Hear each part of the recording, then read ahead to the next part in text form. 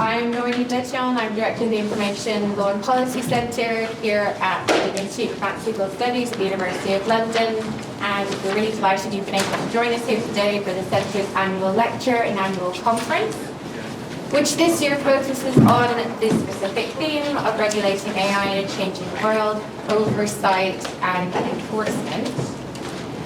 So it's a particularly special event this year as it marks the Centre's 10th anniversary. So very glad that you can make it all here for this. However, I don't want to get too excited about that particular fact because there's actually two of us delivering these opening remarks today, but not to worry, the other individual will be joining us for another 2 months. So we have an excellent program for you over the next 2 days. We have leading academic experts, regulators, policymakers, practitioners and representatives from industry and civil society. Our panels will explore key questions on different approaches to AI regulation, including the very different and emerging approaches adopted to date in the UK, the US, and of course the world's first comprehensive legislation on AI, the EU AI's Act, which became law last year. But the full implementation of which, as we saw this week, may be subject to major delays following proposed legislation by the European Commission in the digital omnibus package. But more on that later today, everybody, with the other panels. Also discussed will be different enforcement and monitoring mechanisms available to oversight authorities, from sanctions, fines, and sandboxes, to judicial review, redress, and collective redress mechanisms brought by members of the public and also civil society. So we're very excited about the fact this is going to be a very rich conversation over the next 2 days, multidisciplinary and cross-sector, with perspectives and insights from eminent speakers and attendees joining us from the UK, Europe, Australia, Canada, the US, and South Africa. And on that note, it is a very great honour and pleasure to introduce our first keynote speaker today, Dr. Brian Plastow, the Scottish Biometrics Commissioner. He was appointed by Her Majesty the Queen in April 2021 on the nomination of the Scottish Parliament. He is a former police chief superintendent and lead inspector with Her Majesty's Inspectorate of Constabulary in Scotland. Brian has over 4 decades of policing experience in Scotland and significant knowledge and practical experience in the use of biometric data and technologies for criminal justice and policing purposes. He's also conducted independent research into policing, equalities and human rights. He holds a Master's of Science with distinction in Community Safety and a PhD in Criminology from the University of Leicester. Brian, you're very welcome. In terms of format briefly for this morning, Brian will speak for about 30 minutes. And we will then have our keynote panel taking place afterwards here at 11:45. So after that we will have Q&A, which Brian will also join for. So now I would like to thank all of our speakers, discussants, chairs, and all of you for joining us here today, and also hopefully online tomorrow. And I'll now invite Brian to deliver the Centre's 10th annual lecture entitled Biometrics in Policing, the Benefits and Risks of AI for Law Enforcement and Criminal Justice.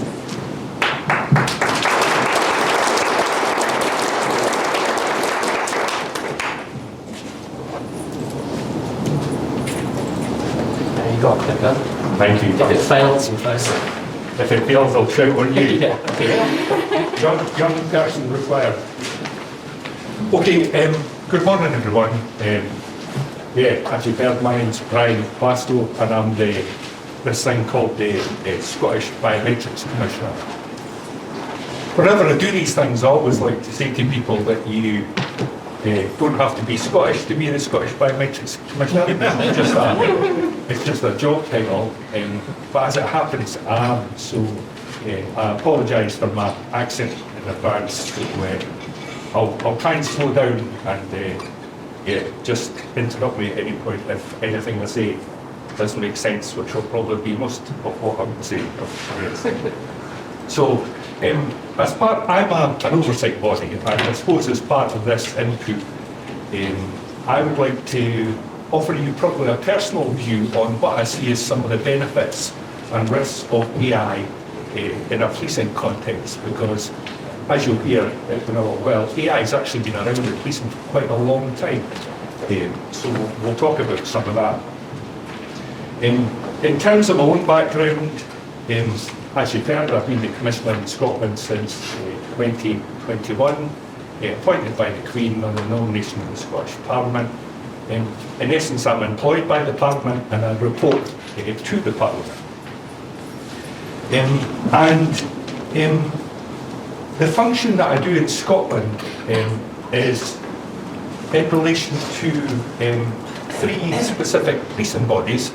One is Police Scotland, which is the National Police Service of Scotland. This is one police force in Scotland. It has about 17,000 police officers, about 5,000 staff, so about 22,000 people.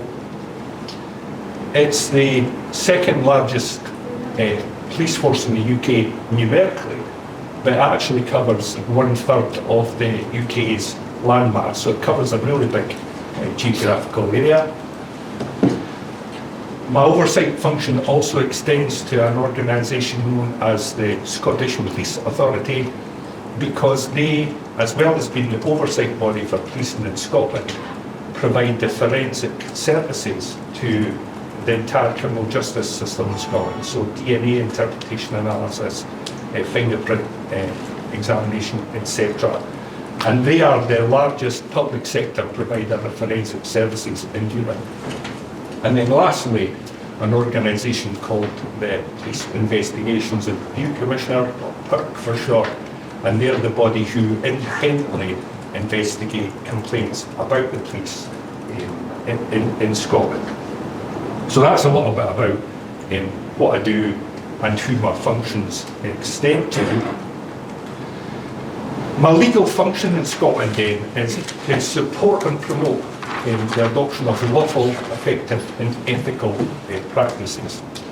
So my function is not to instruct or impede the police, it's to help them to do the right thing. So the important words in that sentence are support and promote, and lawful, effective and ethical. And importantly, the Scottish definition of biometric data in terms of my own function does not just extend to the data itself, but it extends to anything from which the data may be derived. So for example, my oversight in Scotland would extend to buccal mouth swabs, the little swabs that the police take DNA from people. It would extend to fingerprints recovered at crime scenes. It would extend to images, recordings, or anything that can be used to identify somebody. And that includes oversight of how the police use AI-enabled technologies to do some of these things. I also maintain. Oh, sorry, that was quite a bit. There you are. Why is my Alice? Alright, well, I'm going back. It's okay. I'm in control. okay. Oh, wait that again. No. No, come down. Look, next to me, please. Yeah, we seem to be full screen. Why is it doing that? I have no idea. AI has taken over.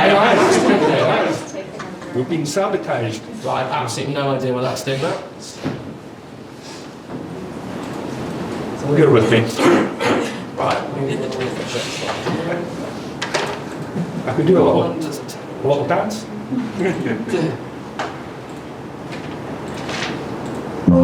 9 to 10, I'll turn it on again. You've got a slide check. Yeah. We zoom in, yeah, it's fine. Yeah, exactly. Can you see the slides up? Yeah. Ah, great, okay. Sorry, where was I? So, I was speaking about my functions there. And I also maintain a statutory code of practice in Scotland. So in Scotland, there's a statutory code of practice which sets the rules around how the police can use or cannot use biometric data and technologies. And importantly, within the Scottish legislation, there is also a function or a facility for people who have their biometric data taken by the police, i.e. data subjects, to complain to me if they feel that the police acquire, retain, use or destroy their biometric data in a way that's contrary to the code of practice. And if that happens, I will investigate and I'll lay a report before the Parliament. Now, to give you some context, around about 100,000 people are arrested in Scotland every year. And in the 3 years since we've had a statutory code of practice in Scotland, we have only received 6 complaints in total, and that is despite, since the summer of 2024, everybody who gets arrested in Scotland or who has their biometrics taken for some other purpose gets given a leaflet by Police Scotland which explains to them the legal reasons for the taking of their biometric data, what the data will be used for, where it will be stored, who it will be shared with, and also highlights to people the role of the UK Information Commissioner in relation to data protection law and in relation to the Scottish Biometrics Commissioner in relation to oversight of the Scottish legislation. So that's a lot about the code of practice. My legal authority applies only to biometrics obtained under the domestic laws of Scotland. So, as most people will know, policing in the UK, in Scotland is devolved, in Northern Ireland is devolved, and in Wales it sits under the Home Office. I should also say that there are a number of regulators operating in this space. So there is also a biometrics commissioner for England and Wales. So that's a recent appointment. Professor William Webster from Stirling University a couple of weeks ago was announced as the new Biometrics and Surveillance Camera Commissioner for England and Wales.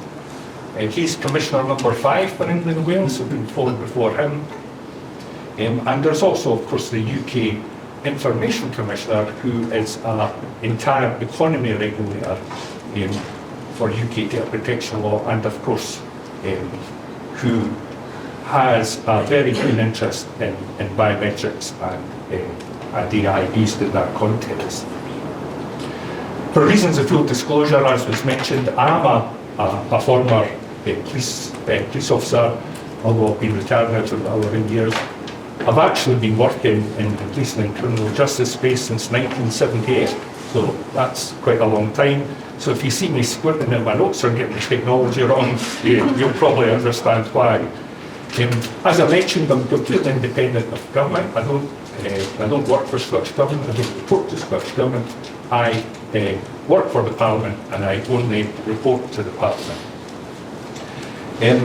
Every year we conduct at least one thematic assurance review where we have a deep dive into an area of policing where the police capture biometrics, and quite often we will make recommendations to the police for improvement. And in the last year alone we've made about 21 recommendations to Police Scotland to improve the way that they handle this sort of data, including in relation to the use of AI. So let's see if this works. It does.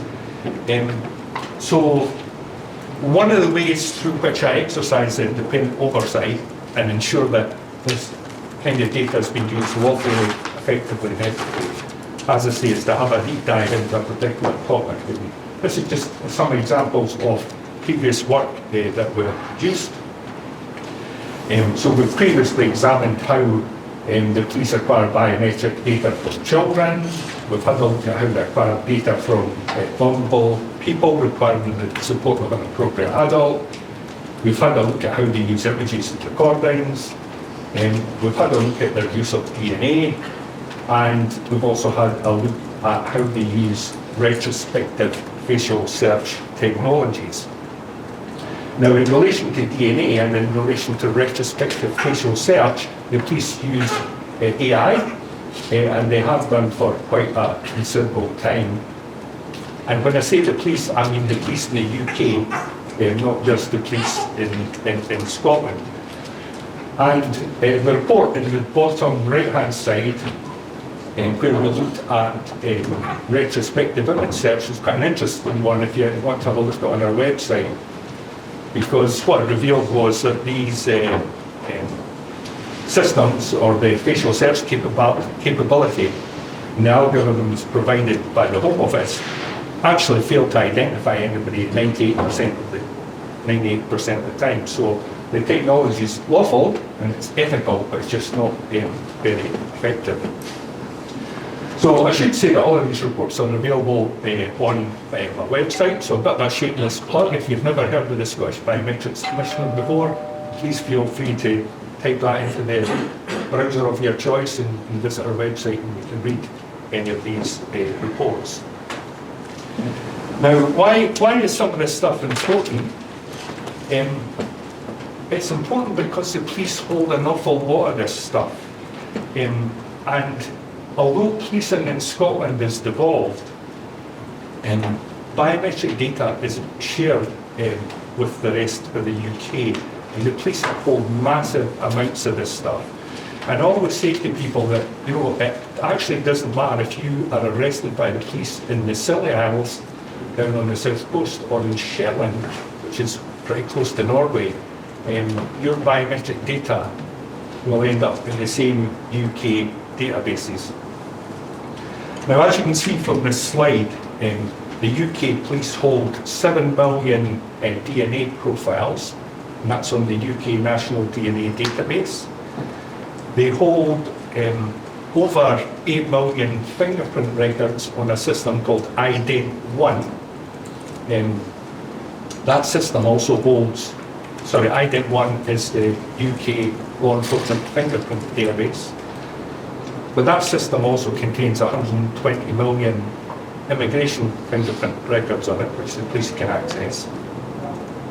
And the police also hold over 30 million facial images, of which 20 million are held as biometric templates within a system called the Police National Database, which is an intelligence sharing system.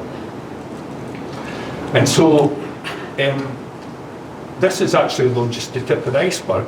So these are the data volumes held on national databases, but all the individual police forces hold lots of data on lots of other systems. So there's millions and millions of different data sets around this kind of stuff. But what's interesting is that you can see from this that the most commonly used biometric by the police in the UK is face, and yet paradoxically, face, or the way that the police use face, is not validated and accredited to any international scientific standard at all, in the way that DNA and fingerprints is.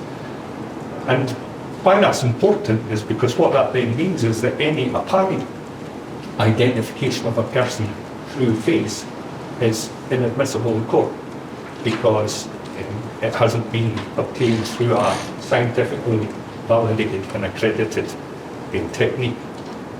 So quite an important point just to make.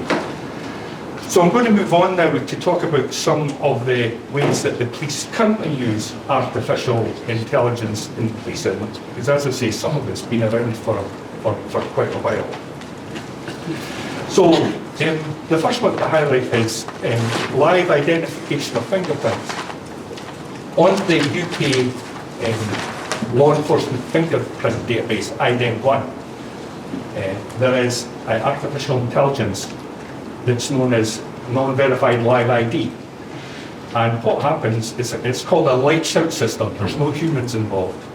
And what happens if someone is arrested and taken to a custody centre at any police station anywhere in the UK, and their fingerprints are taken on what they call a live scan machine, it's basically it looks like a big photocopier.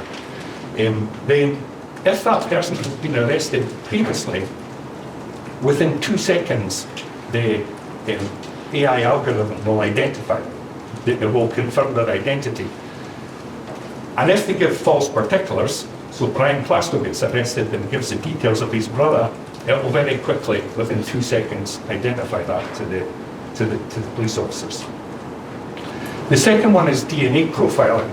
For a number of years now, AI has been used in DNA profiling. So it's used both in the robots that actually do the profiling, and it's used in the algorithms that do the mathematical probability calculation, because when you present DNA evidence in court, the scientists will normally say that the chance of that DNA having come from anyone other than the suspect is something one in a billion. It's used in retrospective facial search. There are two databases that it's used in. One is the Police National Database, which was introduced after the Seoul murders. It's a UK-wide intelligence sharing system. And it's also used in something called CADE, the Child Abuse Image Database. I'll maybe say a bit about both of these in a little bit.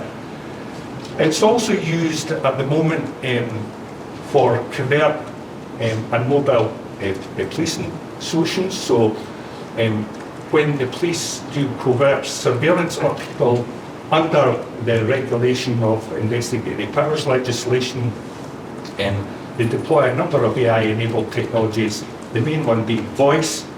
So for example, if they are intercepting communications and they need to know whose voice that person is, the police have that capability. It's used extensively for the redaction of footage for evidence going to court. So you have a video of a crime scene, but you want to redact the images of the people who are not the accused or the victim. The technology is currently used for that sort of thing. It's used extensively in vehicle surveillance system, ANPR, automatic number plate recognition. It's all over the place in the UK.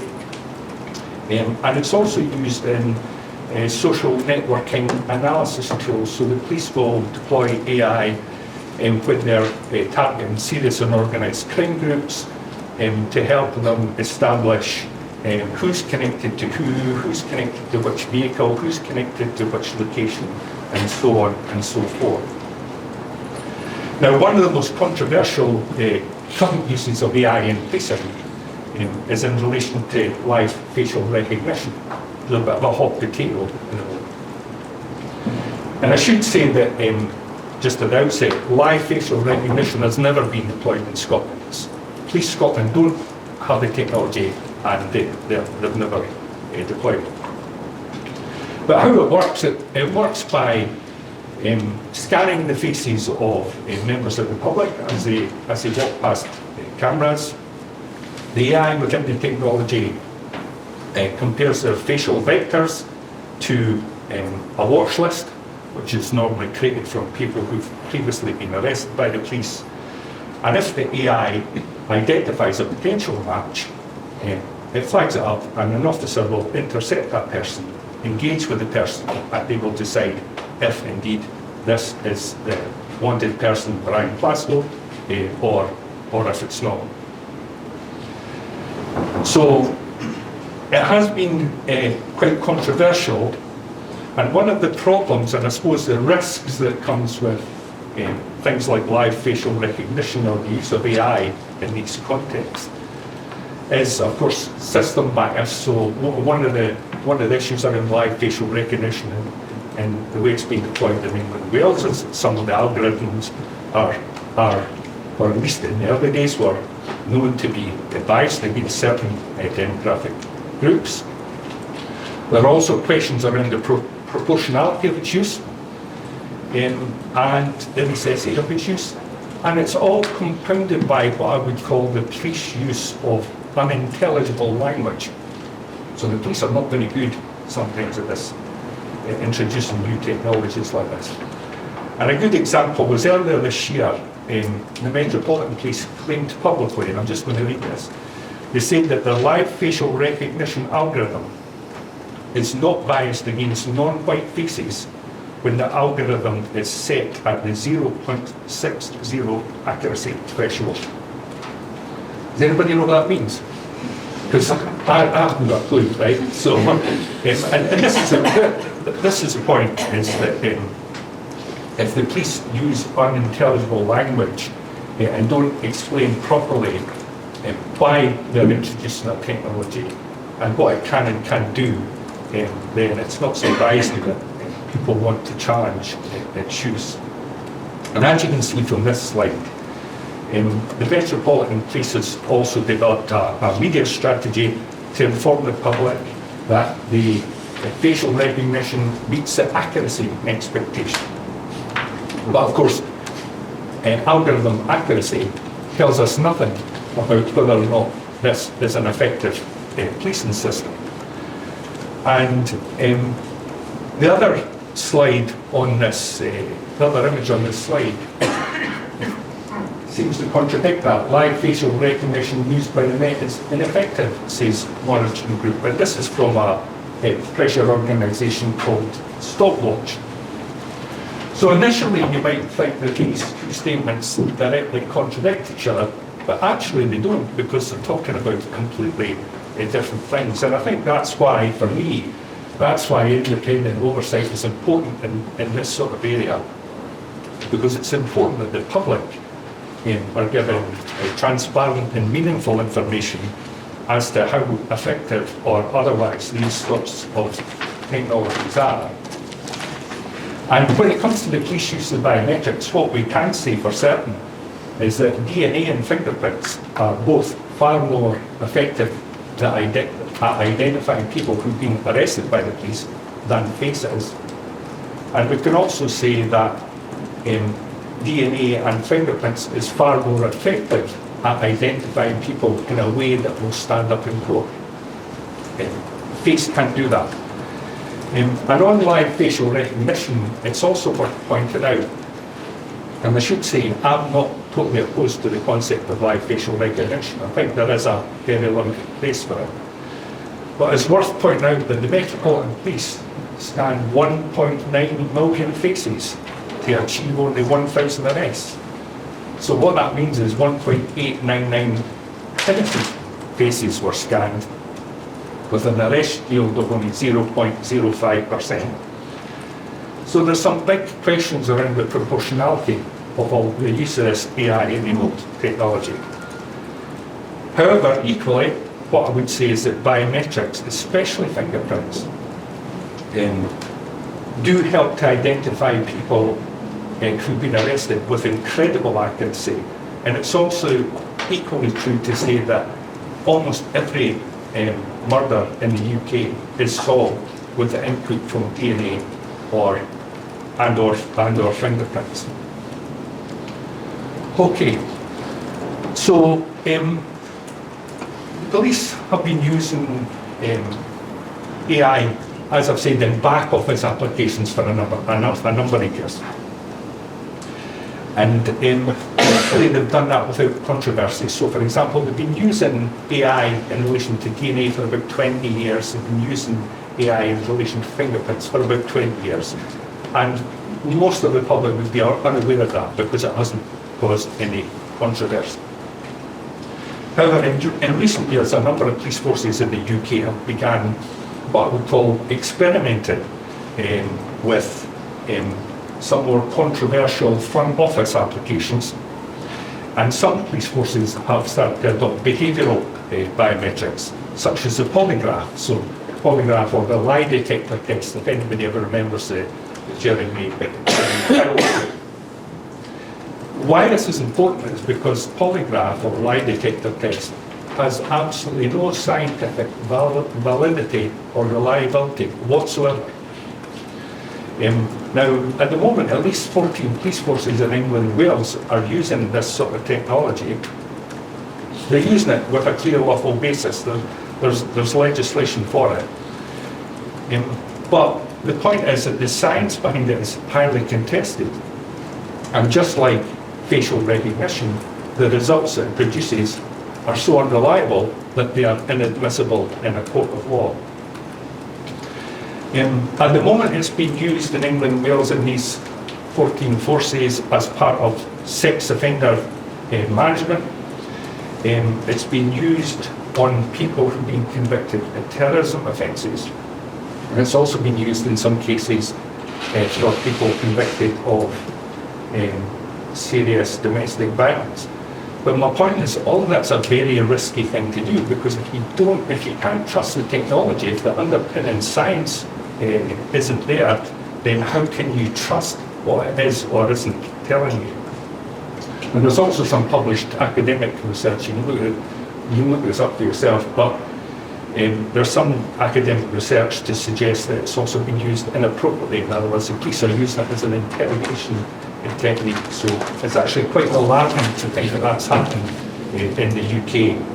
And for the avoidance of any doubt, polygraph has never been used in Scotland, will never be used in Scotland. It would be illegal under Scots law. It would be contrary to the Code of Ethics for policing in Scotland, and it would certainly contravene that code of practice that I showed you earlier on. So I suppose when we think about how the police currently use AI-enabled technologies through the lens of remember Clint Eastwood, so you think about it through the lens of the good, the bad and ugly, then what I would say is that the way that AI has been used in policing in back office functions such as DNA and fingerprints for probably about 20 years now is definitely in the good category. The way that the police are using AI-enabled live facial recognition has been in the bad category, but it's probably improving. But when it comes to things like behavioural biometrics, like polygraph, then that's definitely in the ugly territory. And personally, my own view is that I agree with people who describe this sort of thing as junk science. So, having reflected on sort of interface between AI and biometrics in terms of current use, let me just spend a few moments to think about where all of this might be going in the future. Now, one of the most obvious uses, I think, for AI in the future would be AI-enabled real-time data analytics. Because as you can imagine, policing is quite a dynamic thing, and if you're in a police control room and there's lots of information coming in, it's actually sometimes quite hard to make sense of it. And if you think about past incidents, critical incidents, things like the Stockwell shooting in 2005, that should never have happened because the police had the information to prevent that Brazilian national from being shot and killed by the police, but they couldn't deal with it real time. So you can imagine a situation where, with AI, where the data and information that the police hold can be processed far more quickly, then you can imagine a situation where an incident like that would lead to a completely different outcome. Another area is to track and profile international criminal networks, because they are far better funded than the police and are more sophisticated than the police. And so where AI could help is to help policing to have a more holistic overview of these networks. One of the problems with policing internationally, the police are often described as being data rich, but information poor. And so what AI can do is can help to develop that kind of rich picture intelligence, and in multi-languages and in real time. So there's lots of opportunities in that space. Another one is anomaly detection in public spaces. So there is some of this technology already in use in the UK. So there's software that kind of detect anomalies such as unattended luggage, suspicious vehicle movements, unusual crowd surges at events, for example. But the possibilities there are actually probably quite exciting. Another one is, the more laborious, boring stuff, all the back office things that they do in policing, everything from resource management to the management of large and unwieldy databases, reading of records. So AI can definitely help with that. And in actual fact, when you think about it, most police officers nowadays, they don't carry a traditional notebook. They have a personal digital assistant with them. It allows them to do things like view your UK driving licence if they've stopped you for a moment of offence. Why could AI not be used so that when they deal with something where they have to report that, to actually write the report for them, so for more straightforward stuff.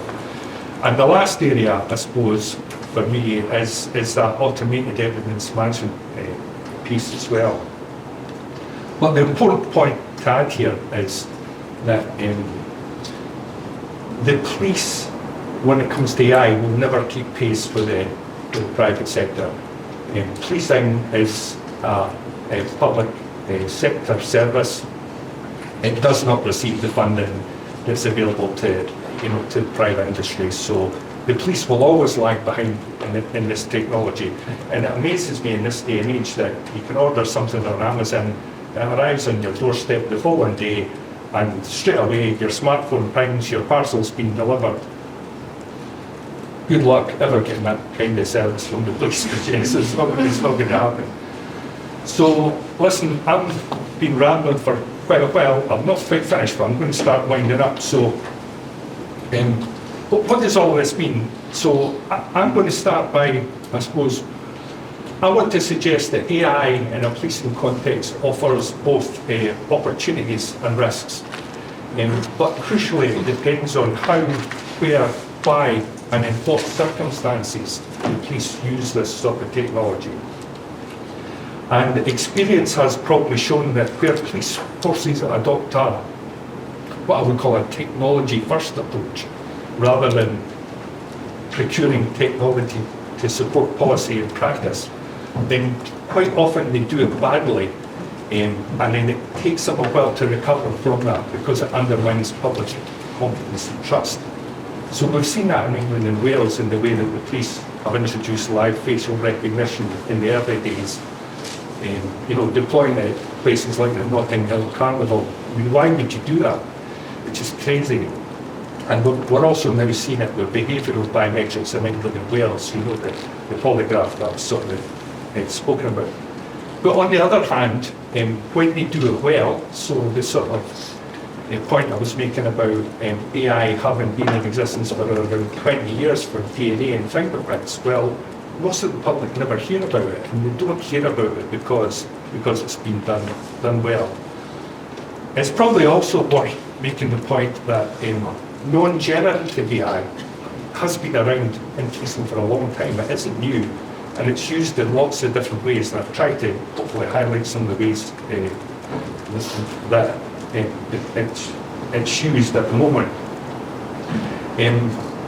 But conversely, it's also true that the police are sometimes not very good at introducing new technologies. And again, I think that's why layers of independent oversight are important.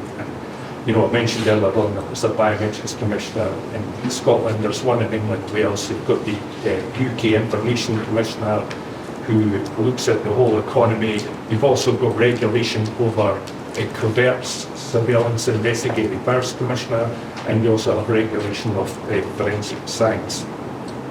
So it is quite an interesting landscape. But anyway, I'm going to probably stop there. I think I've probably said enough. Thanks very much for listening.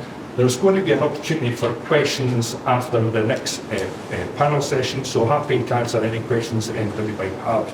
And the last little appeal from me is that if you want to learn any more about the functions of the Scottish Biometrics Commissioner, feel free to visit our website, Scottish Biometrics Commissioner.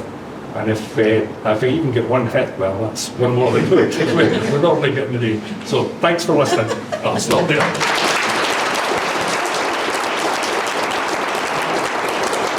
Well, hello again, everybody, and welcome to those who just joined us. We had a really fantastic opening to the conference with Brian's lecture, so if you didn't have a chance to be here for that, we're going to have a recording of it made available afterwards. But for now, I am really delighted to chair and introduce you to our distinguished keynote panel this morning, which Brian is joining for. Our first speaker is Mary O'Reilly. She is Director of Legal Service in the Information Commissioner's Office's Regulatory Enforcement Team, where she provides senior specialist legal support across civil enforcement and legal policy work for the ICO. Previously, Mary was a senior lawyer in the data privacy team at the law firm Bates Well, where she advised a range of commercial, public sector and not-for-profit clients on data privacy compliance. She's also a trustee of Greenwich and Bexley Community Hospice. This morning, Murray will be discussing the ICO's general approach to enforcement regarding AI systems. with a focus on the ICO's AI strategy. In fact, to do the recent legislation amending UK data protection law this year for future oversight and the role and function of the ICO, with some reference to some relevant case studies such as Clearview. I have one within 8 to 10 minutes. I mean, I cover all those things. I might stand up actually. Yeah, All right. absolutely.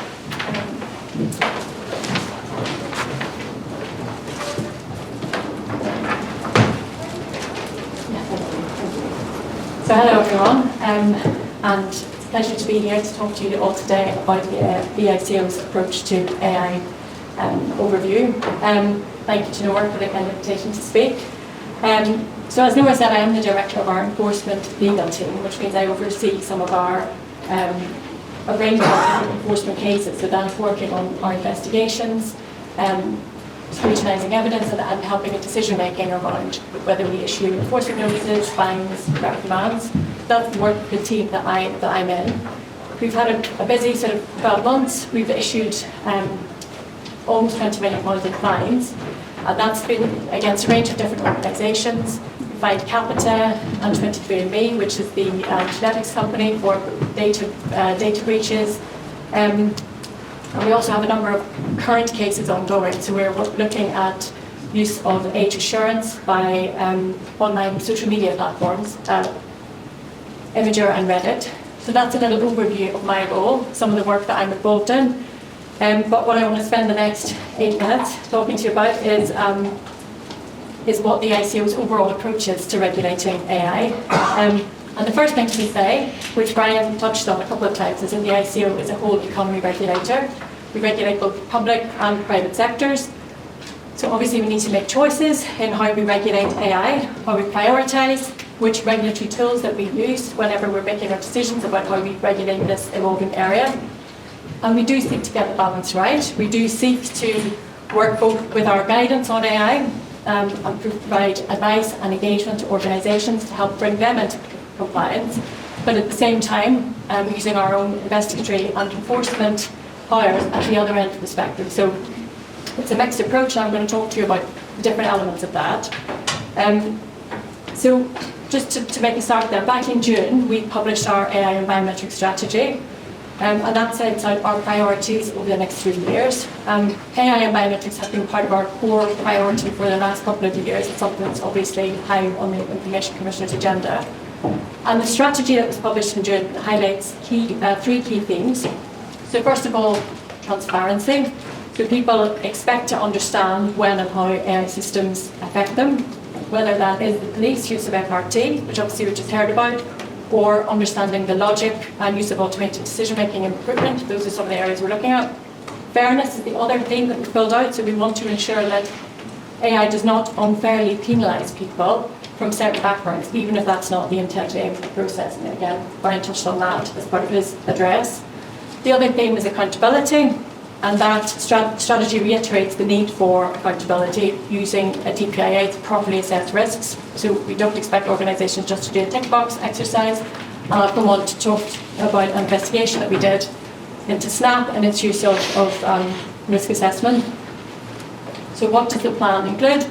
It includes, our plan is to develop a statutory code of practice for organisations which are developing or deploying AI. We want to set clear expectations for the use of automated decision-making systems, and we're starting that in recruitment and public service. There's a lot of engagement and work on that currently. And we also want to work to ensure that police are using FRT, facial recognition, fairly and proportionately. So those all form part of our strategy, which you can read a lot more about in more detail on our website. But the overall picture is that we want to use our regulatory guidance and tools to signal clear expectations to organisations, the industry really, and to provide certainty about how data protection law applies.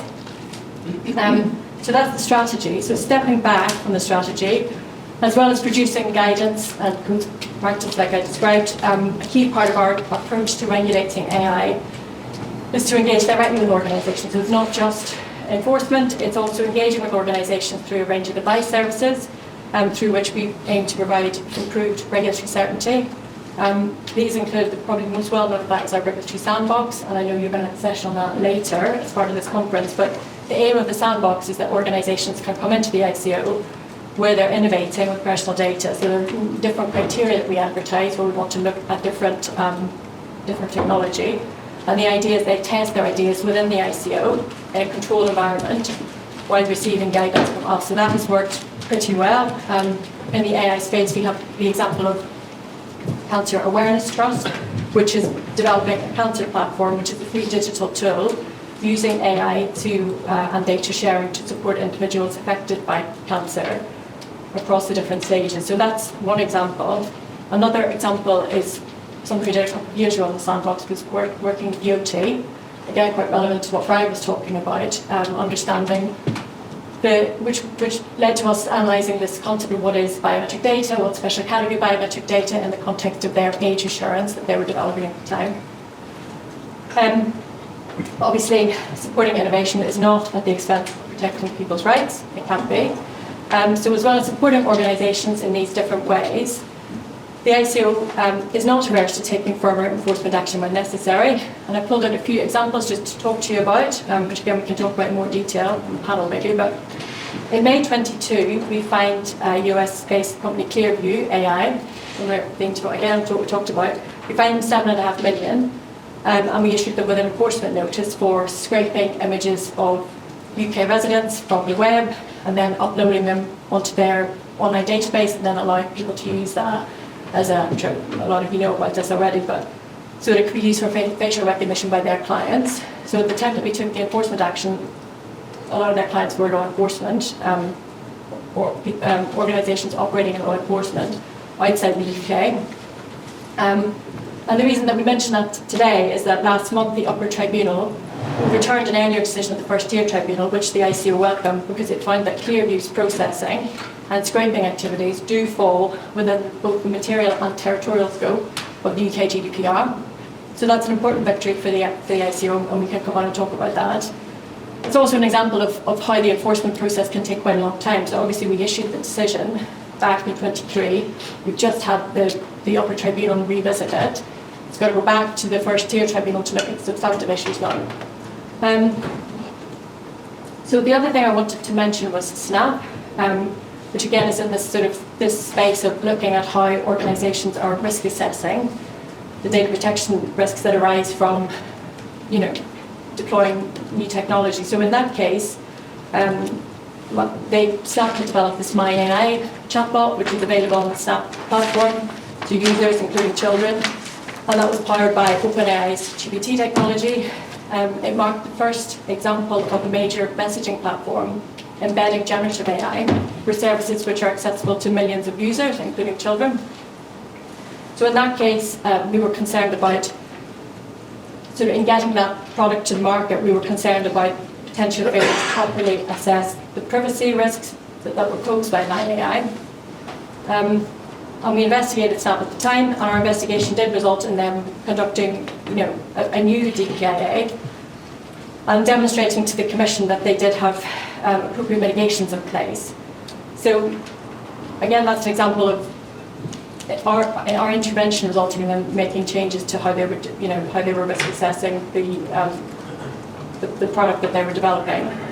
Separately, we reprimanded a school in Scotland for the use of facial recognition technology to manage cashless catering. So that was for children at the school. And we looked at the consent that had been obtained from parents and whether that was properly informed. So that's another example of our formal enforcement action in this space. I think, since we're talking about enforcement, I think it's just helpful to mention that we have just published enforcement guidance, just using this platform to give that a bit of a plug, because it's setting out, if you're interested in how the ICO takes these decisions about which organisations it wants to investigate or thinks it should investigate, looking at the different criteria that it applies. It also sets out a lot of guidance on how we run our investigations. So we have had complaints that there's not too much transparency about that, so this is something we have a statutory obligation to produce, but it's a document that sets out how we run our investigations, how we prioritise our investigations. So anyone who's interested in that area, I would urge you to respond to the consultation. It's always good to get a good variety of views. So I think, just to summarise, just to say that we will obviously are looking at using our regulatory guidance to signal expectations to industry and to provide certainty about how data protection law applies. The idea is that this will support responsible innovation and promote trust, but we do remain prepared to use our formal enforcement powers to safeguard people's rights. Well, that's it, right? Thanks, Aidan. All right.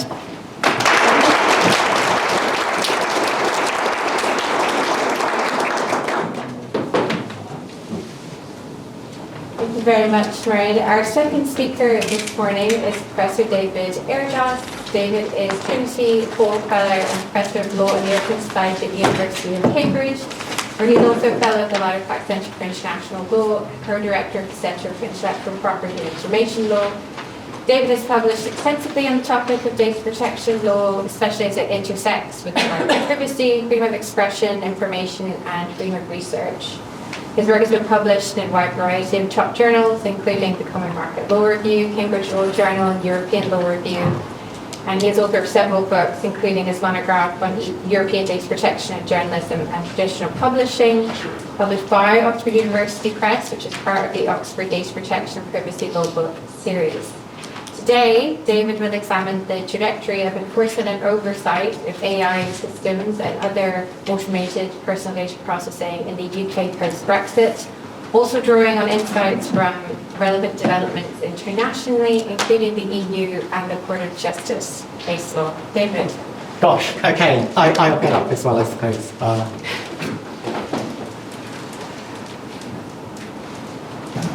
Okay, it's great to be here. Thank you very much for coming, and thank you very much to Nora and all that the Centre is doing.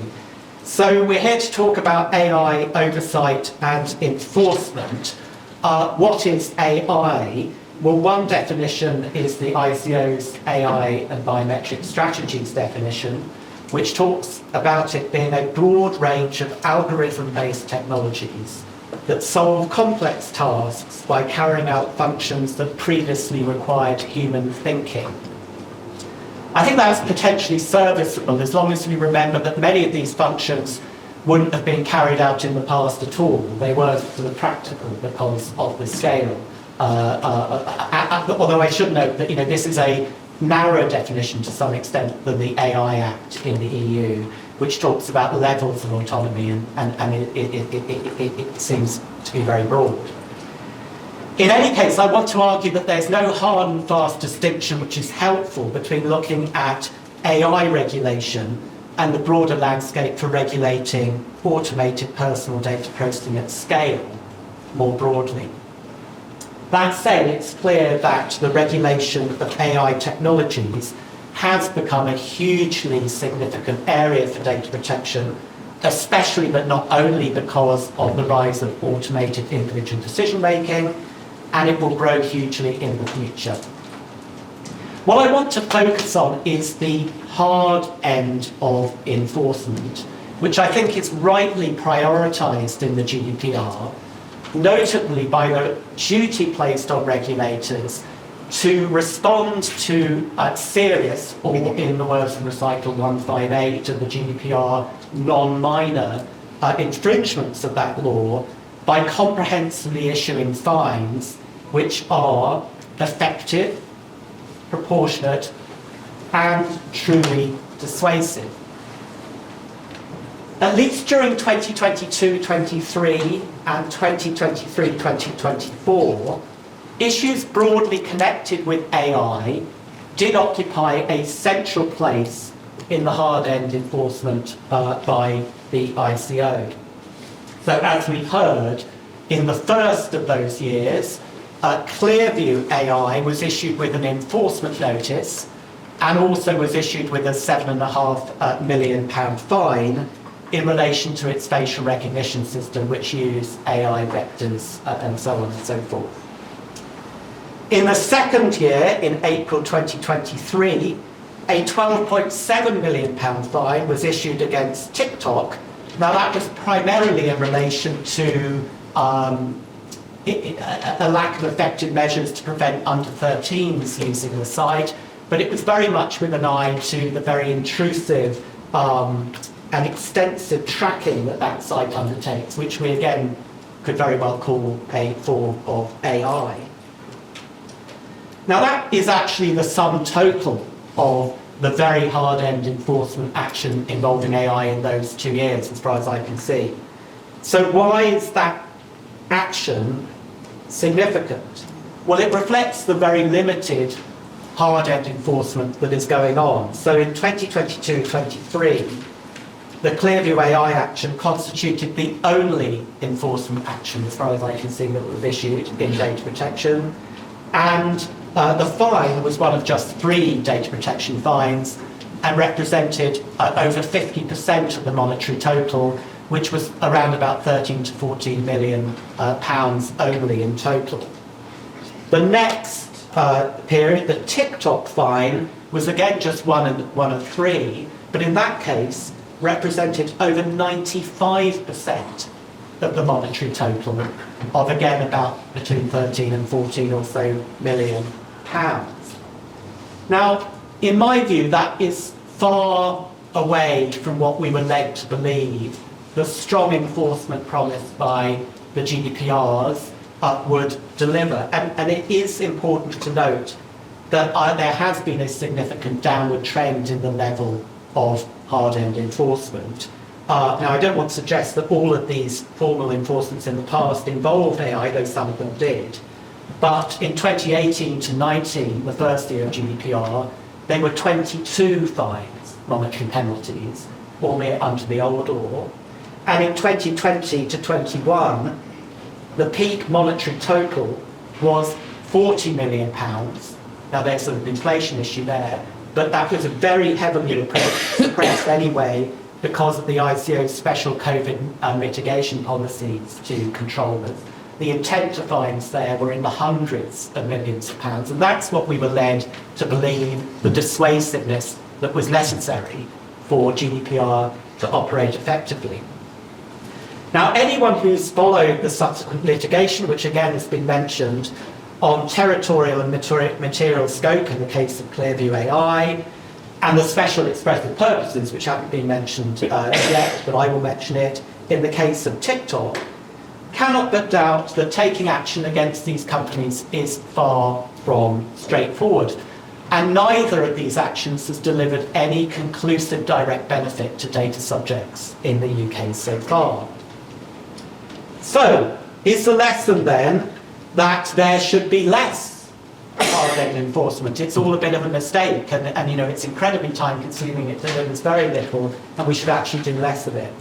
Well, I want to argue the opposite, which is that the absence of regular and repeated enforcement, in my view, makes any form of enforcement not less, but more difficult. That's partly about economies of scale and not building up the expertise that is necessary, which we saw to some extent in the Experian enforcement actions and things like this, which we could go into to do with credit rating. But it's more to do, and more importantly, because it clearly takes the overall ecosystem, including the legal ecosystem, about what companies and other controllers should expect in terms of enforcement, and even what judges take to be the sort of benchmark for enforcement.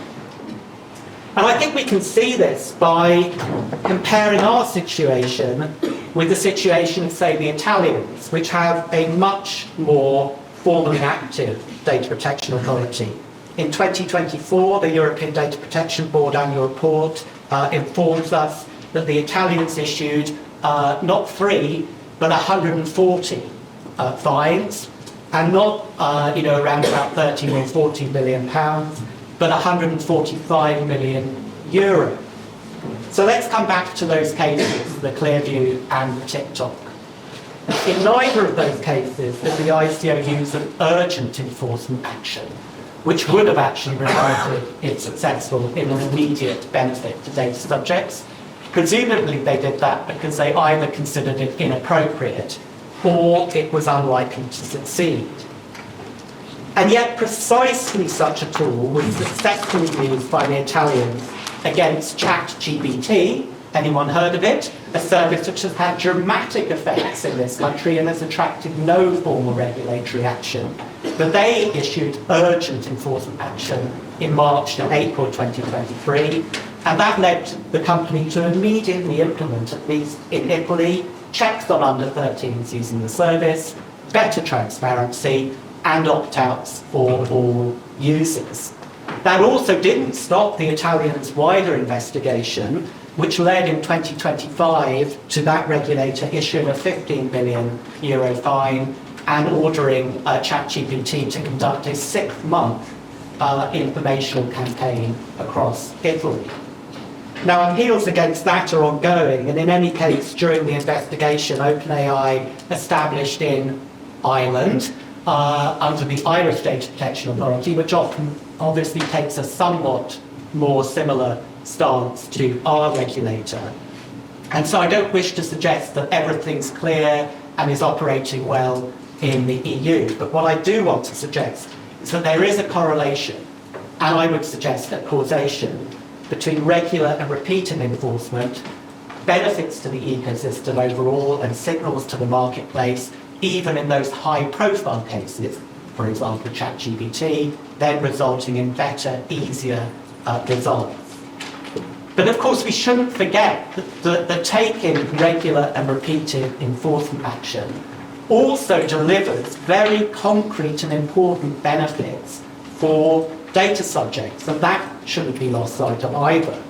And a case which highlights that is the Schufer judgment from Germany, which is another much more active jurisdiction, concerning just one person's attempt to exercise their access and erasure rights in relation to a credit score. Again, credit scores very much being driven these days by algorithms, AI, and the non-transparent, non-explainable nature of that, a huge issue for individuals. Access rights so crucial, and erasure rights as well, particularly if they are inaccurate or out of date, or so on and so forth. But they may affect just a small number of individuals, in this case, just the one.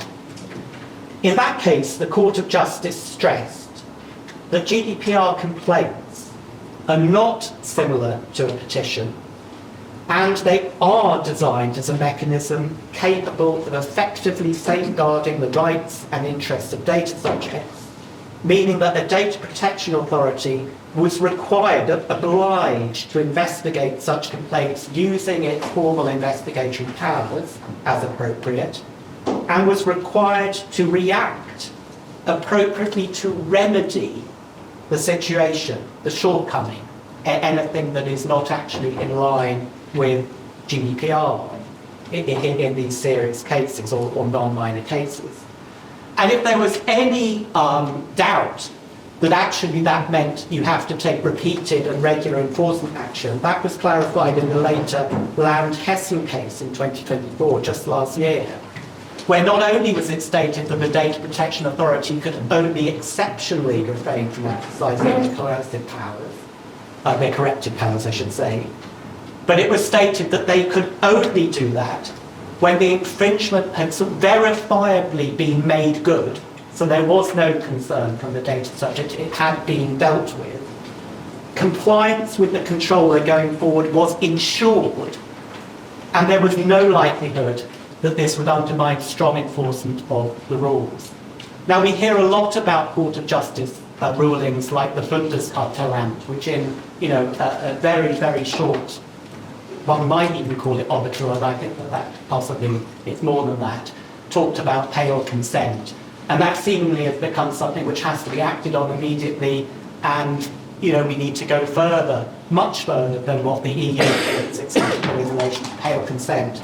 But we hear nothing, or very little, about these crucial judgments like Schufer and Land-Hessen, and indeed the ICO's consultation on complaints seems to be at an entirely different point from these judgments, despite them interpreting the same words as are found in our UK GDPR. And so I am very concerned that we don't have, through the tribunals, through the High Court, or through any other mechanism, a way of ensuring that these duties are carried out and that there is regular and repeated formal enforcement. And yet without that, I think we end up with an overall environment that is unduly resistant to enforcement across the board, including in high-profile cases, and the ICC that sometimes when they actually try and take enforcement action. And it leaves many, perhaps most in this country, without any effective mechanism for upholding their data protection rights, including in the AI space. So thank you very much.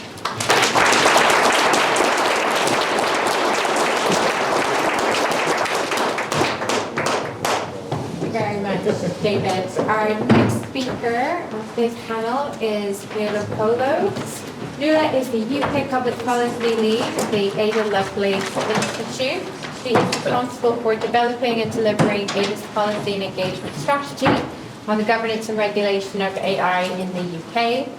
Before joining the Ada Lovelace Institute, Nuala worked as the AI Assurance Lead in the UK Government's Department for Science, Innovation and Technology, DFID, and was the UK delegate for the OECD Working Party on AI Governance. Nuala holds a Master of Science degree in Cognition in Science and Society from the University of Edinburgh. First Scottish theme on the panel today. Nuala, please. Thank you so much. Thank you for having me today, and thank you for being here. As Nora said, I'm Nuala Provost. I'm the UK Public Policy Lead at the Ada Lovelace Institute. And for those of you who aren't familiar with us, we are a research institute. We're independent, and we are really focused on doing research about how we can make AI and data work for people and society. So today I'll be speaking about our work on biometric governance. And I'm going to go back a few years because we've been working on this for quite a while now. So I think it's helpful to give a little bit of context. In 2019, the Common Science and Technology Select Committee called for an independent review of options for the use and retention of biometric data. So thinking about what the options were for the governance of this data. And after about 6 months, the government hadn't done anything in response to this call for a review, so the Ada Lovelace Institute kind of stepped forward. And in 2020, we commissioned a legal review from Matthew Ryder KC, which was then published in June 2022. And alongside this, we also commissioned a Citizens Biometrics Council, which was a public deliberation including people from the LGBTQ+ communities, minority, ethnic, and disability experience communities. And I'll speak a bit more about this research later in the presentation. But in short, the review at this time found that existing oversight structures for biometric governance were patchy and ineffectual, that legal frameworks were not adequately exhaustive, and ultimately that there was need for kind of new legislation that was dedicated to specifically addressing some of these gaps. That was published in 2022. And kind of before and since, there really has been this proliferation of biometric technology deployed across the UK. And this is just a small selection of some of the news stories from the last year about examples of where we've seen this technology used by the police, but also used in public spaces, used in schools, used in workplaces. And these technologies aren't just kind of classification and identification technologies anymore. We're also seeing the introduction of biometric inference technologies, which are using biometrics to make inferences about people's emotional states or potential behaviors, which I would classify as kind of the ugly technologies that Brian was referencing earlier in his presentation. To provide a little bit more detail on some of these trends, we've seen a huge uptick in police use of this technology. So in England and Wales, a really big use of live facial recognition, as well as the introduction of operator-initiated facial recognition and retrospective facial recognition. We've also seen a transition from temporary deployments, so let's say live facial recognition vans that are at high traffic events, to the introduction of permanent facial recognition deployments. So in Croydon and London, LFR cameras are now installed on the street furniture, so on street lamps, and they're there all of the time. And we've also seen a big growth of the use of some of these technologies in retail, so in Co-op and Asda and Sainsbury's, as well as in schools and workplaces.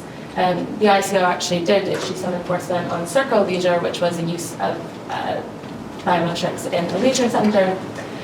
And in result to all of this, there has been a little bit more kind of growing public attention and backlash. So there has been legal complaints against inaccurate use of the tech in stores. And we have seen a little bit of movement in the regulation space in that the Home Office announced recently that they will be putting out a consultation on regulation for police use of facial recognition technology. From our perspective and from our research, it's really good to see some movement around introduction of dedicated regulation, but this is a very narrow scope. Police use of facial recognition is one of many high-risk use cases in which the tech is already being deployed. And so in our response to the consultation, we'll really be kind of advocating for a broader scope that encompasses both police use of facial recognition, but also private sector surveillance and biometric inference tech. And I'll speak a bit more about the research that's informed that. Now, so we wanted to think about what's kind of happened since the Rider Review, what's happened since Bridges, which was a really important legal case that I'll speak about in a moment. Over the last 5 years, has the biometric governance landscape in the UK developed? Because we have quite a diffuse landscape. I think Brian also mentioned this, but there's lots of different regulators who this kind of falls under their remit. So the ICO, the HRC, the Biometrics Commissioners, and we have those existing laws, but those are supplemented by guidance, by standards, and so there's not kind of a centralized piece of regulation or a centralized framework that we can refer to. And so we wanted to look at all of these diffuse pieces and ask, are those adequate? Maybe they are. And we did this in a use case where we have the most kind of evidence, which is police use of LFR. So going quickly back to the Bridges judgment, in 2020, this was a Court of Appeal judgment in the UK, where the Court of Appeal found that the South Wales Police use of live facial recognition in one instance was not lawful. But very helpfully, they set out a series of mandatory practices and requirements and standards that would be needed in order for subsequent use to be lawful. So they said, in this case, it wasn't lawful, but in order to do this well next time, these are the different things that you need to do. So in our piece of research, we kind of consolidated that into one list. And then we looked at 2 prominent pieces of police guidance that have been issued in the years since to determine whether those practices were adequately incorporated into the guidance. So we looked at 2 pieces of guidance, the College of Policing's live facial recognition guidance and the Met Police's overt LFR policy document. And the College of Policing guidance covered many, but not all, of the mandatory practices because it delegates powers to local police forces to implement some of those. And that can result in really uneven application of legal standards across forces because some police forces have a lot more capacity and skill and capability on what kind of good deployment looks like. And then the Met Police guidance, again, incorporated and addressed some, but not all of the mandatory practices outlined in Bridges. And this really left us with evidence that the lawfulness of current LFR use by police is actually pretty unclear in many instances. And this is particularly true for newer deployment types like the permanent LFR cameras that I mentioned. If there's a lack of clarity around LFR deployment by police, which is the use case for which we have the most evidence, there's an even bigger lack of clarity around the lawfulness of other deployments, particularly biometric inference technologies. And so this leaves us with an even bigger kind of call for dedicated regulation to address these use cases. When asking what should that regulation look like, at ADA we have a really big remit to engage with publics. This technology is being deployed on people in society, so we need to engage with those people to understand what good governance looks like for them. That was the legal analysis. I spoke to that. I'm going to go one slide further. So I'll speak a little bit about the research that we've done in the past to engage publics to better understand what their expectations are around governance of AI and biometrics. People have really high expectations around AI, and they have expectations that they will be protected from the risk and harm posed by these technologies. And I think it's important to note that there are a lot of benefits that biometric technology can offer, but there's a big risk of public backlash if the public doesn't understand or trust that safeguards have been implemented in order to deploy these technologies safely. So we've seen examples where technology has been kind of rejected by the public because the safeguards haven't been in place. So for example, the withdrawal of consent for centralized GP data use and cancelling of qual technology projects after the exam algorithm scandal. The other big kind of piece of evidence that we've gotten from a lot of our public engagement is that people's experiences and expectations of technologies are really nuanced and context specific. And I think this really speaks to a need for proportionate regulation. So alongside the Rider Review, kind of going back a little bit, this is really a whistle-stop tour, and I can kind of speak to this a little bit more in the panel. But we did an initial survey. We did some voice workshops with chronically disabled, those who identify as LGBTQ and minority ethnic groups to kind of dive into attitudes from underrepresented and vulnerable groups. And we also did the Citizens Biometrics Council, which was with 50 lay members of society over a series of months with oversight groups, including the ICO, academics, the head of the Met Police, etc. We've also done some survey research, and I think here it's really important to note that when you look at kind of opinions and attitudes towards these technologies in the general population, there are some pretty positive attitudes towards facial recognition in policing. But when you kind of start to dig into attitudes by demographic groups, this starts to look really different. So there's much higher kind of expressions of concern about facial recognition and false accusations when we start to dig into kind of Black and Asian populations compared to general populations. So I think important when you're reading about kind of public support for these technologies, not to just take that at face value. This also came out at some of our deliberative workshops.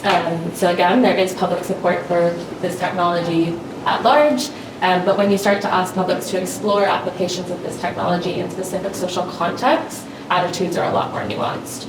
So we have some direct quotes here, but again, we're going to move on and we can always come back to this research in another discussion. And then just to reiterate that the public does want regulation. This was our kind of last piece of research. This was specifically on AI, where we found that 72% of the UK public want laws and regulations. They say they would feel more comfortable with AI if they trusted that those safeguards were in place.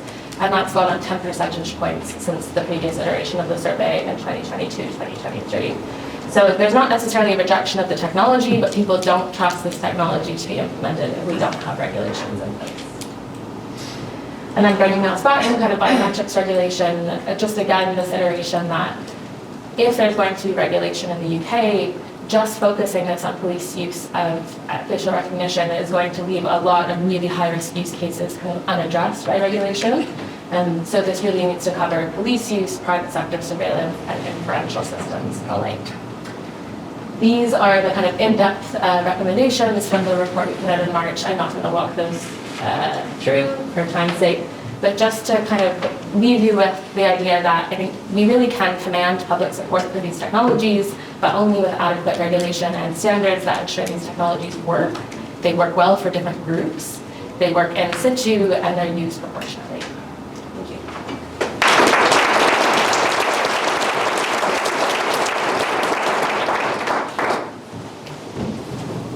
Thank you very much. Knew that. Covered so much ground there. Really well done. Lots of questions, but I think I'm holding back Q&A session. So our last speaker on the panel, last but not all least, is Gus Hussain. He is Executive Director at Privacy International and has worked at the intersection of technology and human rights for over 25 years. These projects have included national, regional, and global campaigns on communications privacy, covering a very wide range of topics, including national security, anti-terrorism policy, biometric collection, travel profiling, and mass surveillance of financial data flows. Very much ahead of the curve when you think about how much of us are talking about digital IDs at the moment. In 2010, he led a campaign and project and authored a book on identity systems and policy, Global Challenges for Identity Policy, published by Palgrave.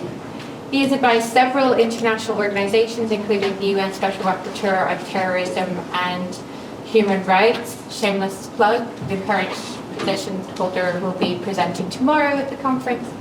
He also holds Bachelor of Maths from the University of Waterloo and a PhD from the University of London. Gus will be speaking on the role of AI and other data-driven systems in state surveillance. Gus. So I'm a little nervous, first of all, following a panel like that. I'm also nervous about the fact there's going to be Q&A shortly, so it's important for me to put down in front of you all very clearly, despite the name of this institute, I am certainly not advanced, and I'm certainly not a lawyer. I work for an organization that has wonderful lawyers, and we are the ones who have instigated some of the challenges that were discussed so far today. So, to travel backwards in time, the Clearview enforcement that was discussed, that was because we complained about Clearview. We filed a complaint in 5 jurisdictions.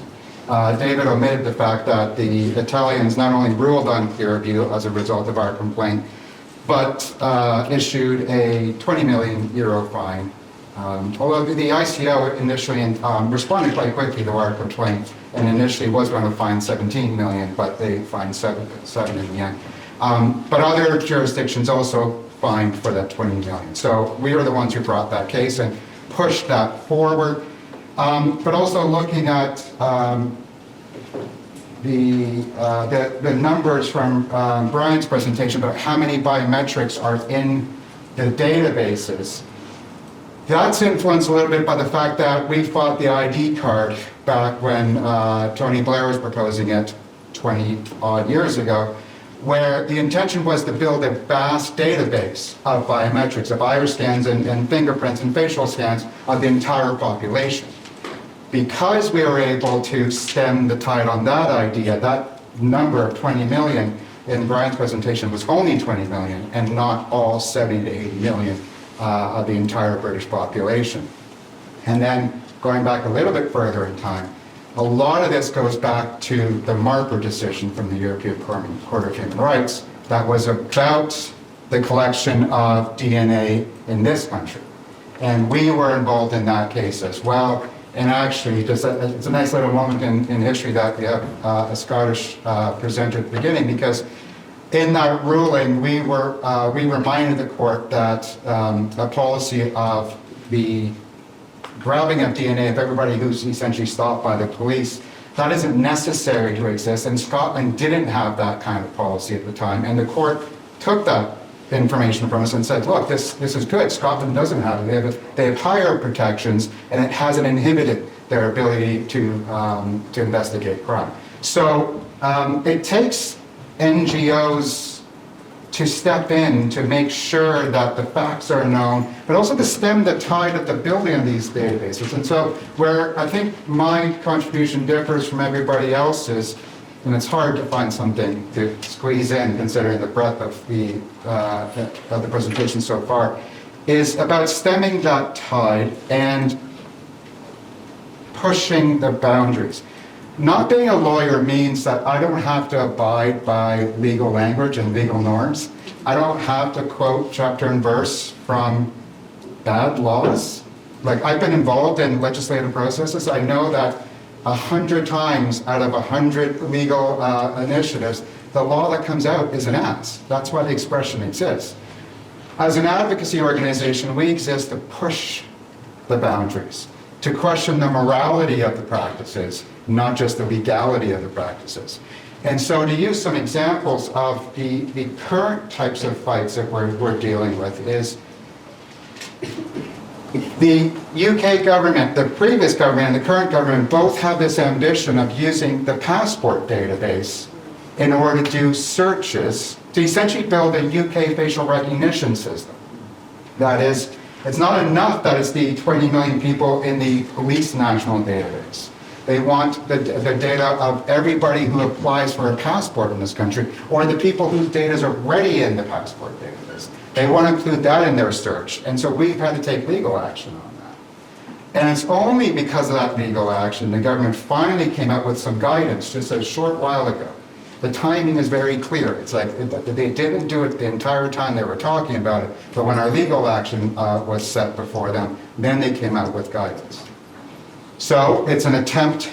They still want access to the 60 to 80 million records in that database. And they would love to do it for driver's licenses as well. And so we're getting to the question is, again, as I started, can government build their own AI system?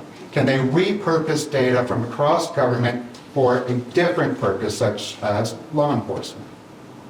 That isn't quite covered within the laws as we understand it right now. We expect a case like this would be another Marper moment where we have to take this case all the way to the European Court of Human Rights and ask the question that the courts keep on trying to avoid, which is proportionality. And the last time they discussed proportionality was in the Marper case. Now, again, I'm not a lawyer and I'm using lawyerly terms. I'm asking, is it right that a family who wants to travel, who travels, say, to Spain for vacation. They get the biometric passports, face is put into a database. They travel to Spain and take photos and all of that, and they might share it online. Is it okay for Clearview to come along and steal that data?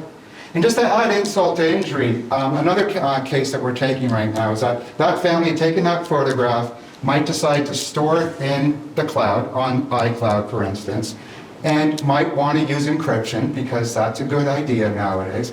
But there's a secret order by the UK government ordering Apple to undermine the security of that system. And so we've had to take litigation on that as well. So a family's biometrics in a database can be used by the government for facial recognition, not just for policing purposes, if the government has its way. If Clearview had its way, any photographs shared online would be scraped and put into their database. And then on top of that, if the data they want to secure about their family vacation, the government wants to undermine that security system. And I don't know if you saw the news recently, but the additional insult is that data about their travel is now being used to determine if they are cheating on getting child tax benefit because they didn't get the right travel information. So this, I don't know if you saw the details of this case, but if you, there was one family, and this hits close to home, so I have a kid with epilepsy. One family booked a trip, they went to Heathrow Airport, and their kid had a seizure before they got on the plane, so they didn't get on the plane. The Home Office had the record of the trip, but didn't have a record of the return because there was no trip outbound because they didn't get on the plane. They gave this data to HMRC. HMRC said, clearly you left the country and never came back, so we're not going to give you your child tax benefit. That's automated decision-making at work. So these are all the things that we're trying to deal with when it comes to government use of AI. And if we're focused a little bit too much just on the application and not looking at the origin of the data, the origin of the policy, we're going to lose sight of the morality question as whether or not they should be doing this. And I'll close with one final insult to the injury of all of this. I've been working on these issues, and PI's been working on these issues for over 30 years. I've only been doing it for 29, so 30. And there's something unique about this country. We work on issues all across the world, and it's a rich, fascinating domain, except for policy making in this country. Policy making in this country, when you're dealing with these issues of national security and policing, you have to deal with the British security state. And the way they conduct themselves is they can neither confirm nor deny anything. So if you know that there's a secret order against Apple to undermine the security of their cloud system, if you know it because it's in the Washington Post, it's even reported in British newspapers, you have Donald Trump talking about it, you have J.D. Vance talking about it, but the UK government says, well, that was a secret order, we can't confirm or deny. They want to grab data from existing databases, but they don't want to tell you that they're actually doing that until you force them to be transparent about it, and then to be transparent about the guidance that didn't exist but now exists miraculously because you've had to take legal action against them. This is what it takes to prod government reform in this country. And so I salute the regulators who've done extraordinary work and challenging work, but that's not enough. And it comes back to this wonderful point that Brian was raising in his presentation. He says there's a number of controversies that have not taken place. And that's because there's good care and good practice happening. And I want to get Britain to that point where we can be certain of that. Because below the waterline is where much of the British security state does its worst. That's when they grab the data. That's when they issue the secret orders. That's when they build the systems. That is where it's going to be really exciting in the time to come. And we look forward to taking more legal action. Of course, the barriers on that. Thank you very much.